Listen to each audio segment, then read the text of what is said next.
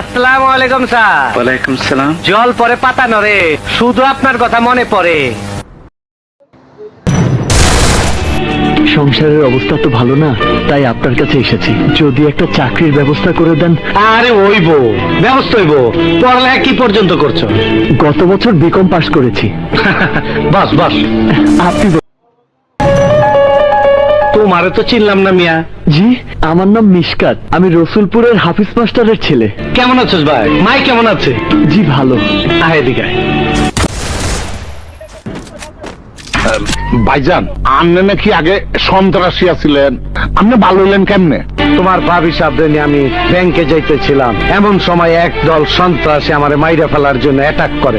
ওদের সাথে গোলাগুলি করার সময় একজন গর্ভবতী মহিলা আমার হাতে মারা যায়। সে থেকে তোমার ভাবিও বোবা হয়ে যায়, আর আমিও কসম খাই আর কোনোদিন খারাপ কাজ করুম না, কাউরে করতেও দেবো না।